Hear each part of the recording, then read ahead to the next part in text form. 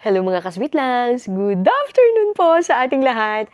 And for today's video, samahan niyo po akong mag-unbox ng aking iPhone 17 Pro Max. At ito po yung gift ng aking husband last birthday ko. So yes, this is a surprise birthday present. So let's unbox it together mga kasweetlangs!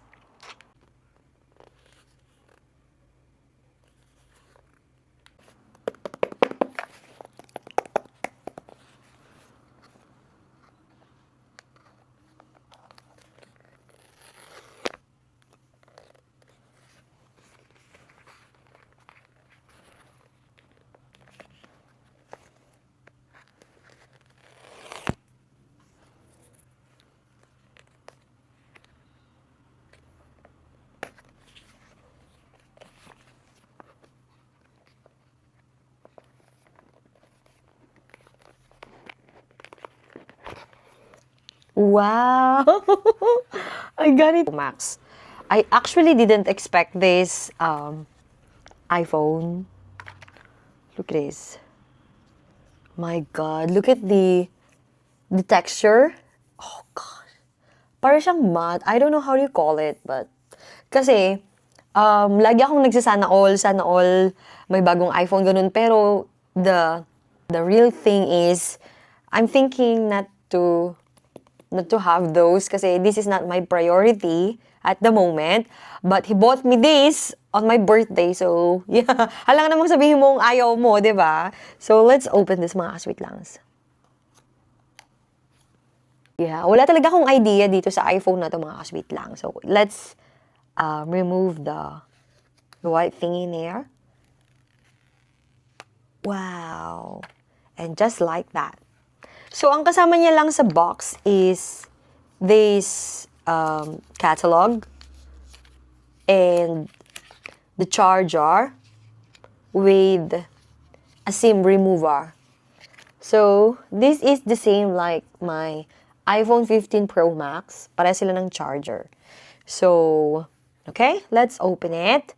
Ano bang pagkakaiba niya sa isang iPhone? Hold on. Let me get my old iPhone. Yung lang sila. Kaso hindi ko na pwedeng gamitin yung mga cases ko dito dahil iba na yung camera. So, this is my new and this is my old iPhone. Pero, the real thing is 1 terabyte to. Pero dahil sa kakablog ko, puno na yung memory ko.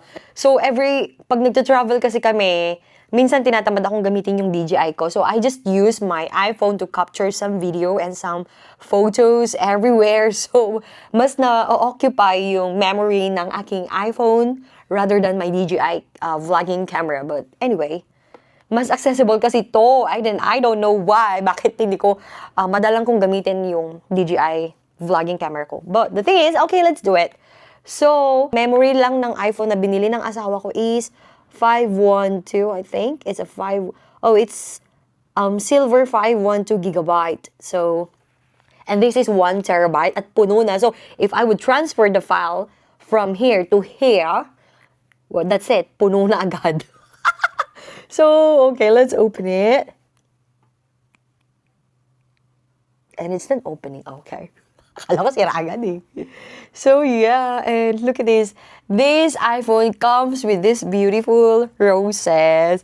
Thank you so much, Ate M, Sis Estella, and sa mga Ate Jasmaline for keeping all of these secrets from me para ma-surprise ako on my birthday. Ang gagaling ninyong mag-surprise, in fairness. Oh, look at that.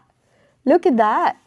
It says hello, yeah. This is just the usual welcome notes of iPhone. So, let's do it. Okay, I prefer English.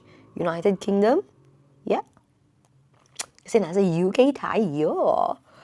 So, first time yung bayaran ng hindi plan. Kasi ito guys, plan ito and kakabayad lang namin last month. Tapos, pero anyway, necessity naman para sa akin yung phone dito kasi I use my phone as my wallet, my passport thingy. Passport, like I keep my files on my phone.